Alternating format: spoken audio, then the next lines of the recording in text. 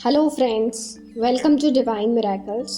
आइए हम अपनी किताब ईश्वर के साथ बातचीत में आगे बढ़ते हैं। लेखक कहते हैं जीवन बड़ा भय से भरा है और उसमें भ्रम व भ्रांति भी बहुत है। मैं चाहता हूँ कि चीज़ें ज़्यादा साफ दिखाई दे। ईश्वर, अगर तुम फल में आसक्ति न रखो तो जीवन में कुछ भी भयानक नहीं है। लेखक, आपका मतलब है कि अगर कोई कुछ चाहना ही ना करे। ईश्वर, बिल्कुल सही, चुनो किंतु चाहो मत। लेखक, उन लोगों के लिए तो बात हो सकती है जिन पर कोई निर्भर नहीं है, लेकिन उनका क्या जिनकी पत्नी है, बच्चे हैं। ईश्वर, गृहस्थी का मार्ग हमेशा ही चुनौतियों से भरा रहता है। शायद ये सबसे अधिक चुनौतियों वाला मार्ग है। जैसा कि तुमने कहा, कुछ ना चाहना तब तो बड़ा आसान होता है जब कोई व्यक्ति छड़ा हो, लेकिन जब उसके प्रियजन व परिजन साथ हो तब उनके लिए अच्छे से अच्छा चाहना तो एक स्वाभाविक बात है। लेखक, मन तब बहुत कचोटता है जब हम उन्हें वह सब नहीं दे पाते जो हम उन्हें देना चाहते हैं। पर्याप्त भोजन, एक अच्छा घर, अच्छे से वस्त्र। ऐसा लगता है कि जैसे 20 वर्षों में से मैं आमदनी और खर्च के दोनों सिरे मिलाने के लिए ही जूझता रहा हूँ, लेकिन अभी तक हासिल कुछ नहीं कर पाया हूँ। ईश्वर, क्या तुम्हारा मतलब भौतिक संपदा से है? लेखक, मेरा मतलब केवल उन कुछ मूलभूत सुविधाओं से है जो कोई भी इंसान अपनी संतान को उपलब्ध कराना चाहता है। मेरा मतलब उन कुछ सीधी सादी चीज़ों से है जो कोई भी इंसान अपनी पत्नी को उपलब्ध कराना चाहता है। ईश्वर, मैं समझ गया। इन तमाम चीज़ों को उपलब्ध कराना ही शायद तुम अपने जीवन की उद्देश्य पूर्ति वाला काम समझते हो। क्या तुम ऐसा मानते हो कि जीवन बस यही सब है? लेखक, मैं नहीं जानता कि ऐसा क्या है और या नहीं।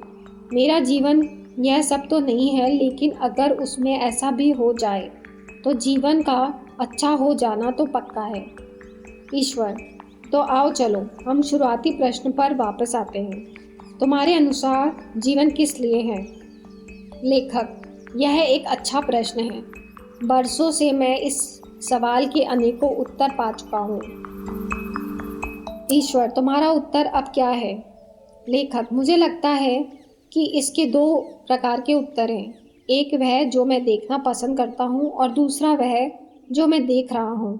ईश्वर, तुम कौन सा उत्तर देखना पसंद करते हो? लेखक, मैं देखना चाहता हूँ कि मेरा जीवन मेरी आत्मा के विकास के लिए हो। मैं देखना चाहता हूँ कि मेरा जीवन अपने उस अंश की अभिव्यक्ति तथा अनुभव करने के लिए हो जिसे मैं सबसे अधिक प्रेम करता हूँ। मेरा वह अंश हो जो कि करुणा है, धैर्य है, देना है और सहायता करना है। मेरा वह अंश जो ज्ञान अर्जन कर रहा है, प्रज्ञाशील है, समाशील है और प्रेम है। ईश्वर, ऐसा लग रहा है कि जैसे तुम यह किताब भी पढ़ रहे हो। लेखक, जी हाँ, गूढ़ स्तर पर सचमुच यह बहुत ही अच्छी किताब है, लेकिन मैं ये जानने की कोशिश में लगा हूँ कि इसे व्यवहार में कैसे उतारा जाए।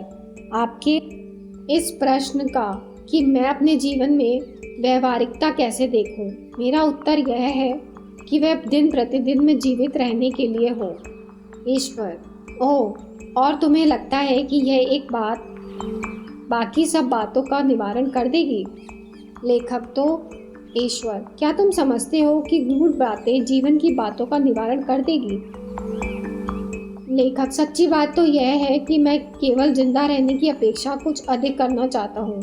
इन तमाम बरसों में मैं जिंदा तो रहा ही हूँ, मैं अभी भी यही हूँ, लेकिन मैं चाहता हूँ कि जिंदा रहने के लिए किए जाने वाले संघर्ष का अंत हो। मैं देखता हूँ कि प्रतिदिन येन केन प्रकारेण जीवन के जीने के लिए जूझना भी एक संघर्ष ही बना हुआ है। मैं मात्र जीवित रहने के अलावा कुछ और भी चाहता हूँ। मैं समृद्ध होना चाहता हूँ। ईश्वर, लेकिन समृद्ध होना तुम किसे कहते हो? लेखक, इतना पैसा हो कि मुझे कभी सोचना न पड़े कि अब मैं पैसे कहाँ से लाऊं। अपना किराया देना, अपने बिल चुकाना मेरे लिए कभी चिंता के विषय न बने।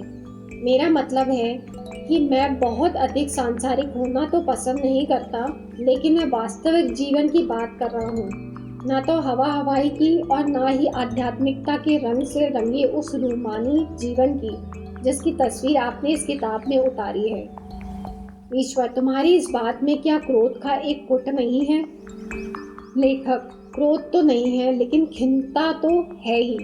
इस आध्यात्मिक साधना में प्रवृत्त हुए मुझे 20 साल से ज़्यादा हो गए हैं, लेकिन बताइए कि मुझे क्या मिला? अगर एक वेतन ना मिले तो कंगाली से मैं बस एक कदम दूर रह जाता हूँ, और अब तो मेरी नौकरी भी छूट गई है। घर में पैसा आना ही बंद हो गया है। इस जहोजत से मैं वाकई थक गया हूँ। मैं अब 49 का हो गया हूँ, साल का हो गया हूँ, और अपने जीवन में अब मैं एक सुरक्षा चाहता हूँ ताकि मैं अधिक से अधिक समय ईश्वर की ओर, आत्मा के उत्थान की ओर लगा सकूँ। मेरा मन तो उसी तरफ लगा रहता है, लेकिन मेरे जीवन के झंझट मुझे वहाँ जाने ही नहीं देते। तो फ्रेंड्स, आज इतना ही। Thank you, thank you, thank you.